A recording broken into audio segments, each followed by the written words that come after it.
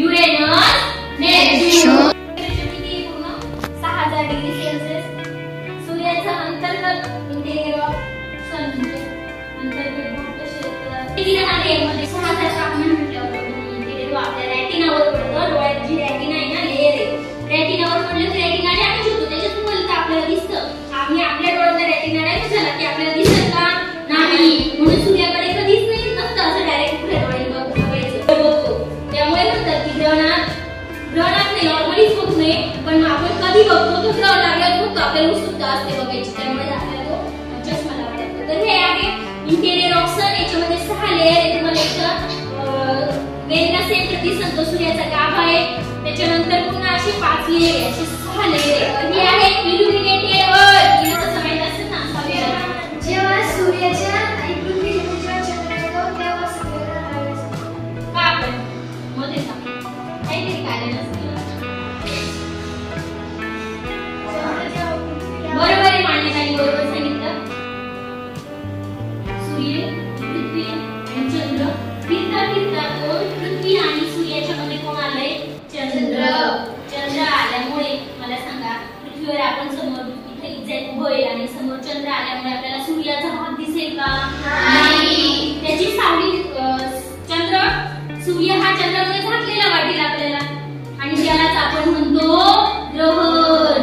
एखाद्या खगोलीय व्यवस्थेत किंवा एखादा ग्रह दुसऱ्या ग्रहामुळे झाकला जाणे किंवा त्याच्यावर सावली पडणे त्याला इक्लिप्स असं म्हणतात. इथे सृष्टी उभी आहे आणि इकडे काव्य उभी आहे आणि एकदम स्ट्रेट आले तर मला दिसेल का तिसरी मुलगी कोण आहे? मला फक्त ही सृष्टी दिसणार आहे. मला सृष्टी दिसली, मी इथे आहे, पृथ्वी आहे, मला दिसली का काव्या? नाही. मला काव्य दिसली नाहीये, म्हणजे काव्याला ग्रहण लागलं, माझा भाग झाकला गेलाय चंद्रामुळे. पण सूर्याचा फक्त कडेचाच भाग आपल्याला प्रकाशित दिसतोय चमकणारा, त्याला म्हणायचं कंकणाकृती सूर्यग्रहण. समजलं? खंडग्रास आणि कंकणाकृती. चंद्र फिरताना असं गोल सरळ रेषेत नाही फिरत, तो 5 अंशाने कललेला आहे, असा थोडासा कललेला आहे. म्हणून रोज तो दररोज फिरताना सरळ नाही आणि रोज ग्रहण होत नाही. हे लक्षात ठेवायचं, रोज ग्रहण का होत नाही. म्हणजे तारे नाहीये, ग्रह आहेत, ते बघून नाही, त्याचा प्रकाश नाहीये. मग आता पृथ्वीच्या आड इकडे चंद्र आल्यामुळे चंद्रावर काय सूर्याचा प्रकाश पोहोचत नाहीये, पृथ्वीची सावली पडली आणि तो काय केला? झाकला गेला. आपल्याला दिसतच नाहीये. आपण म्हणणार त्याला चंद्रग्रहण.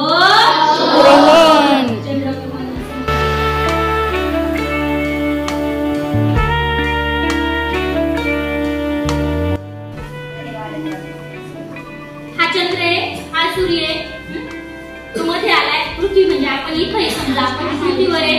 इथून बघितल्यावरती आपल्याला हा चंद्र खंडग्रास मध्ये सुद्धा आणि कंकणाकृतीमध्ये सुद्धा दिसतो. इथून बघितलं ना, तो प्रकाश दिसणार आहे आपल्याला. काय अर्थ दिसणार आहे? काय कंकणाकृती एक्झॅक्ट आज किती तारीख सांगा? 14 जुलै. हा, मग हे नक्षत्र दिसणार आहे.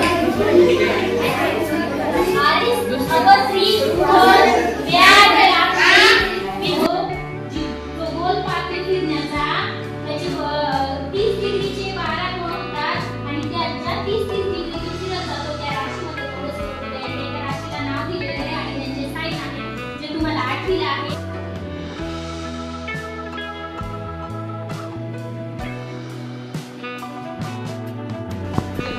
सेलेस्टियल कोऑर्डिनेट सिस्टीम ग्लोब अक्षांश आणि रेखांश झालं. हा, रेखांश अक्षर झालं.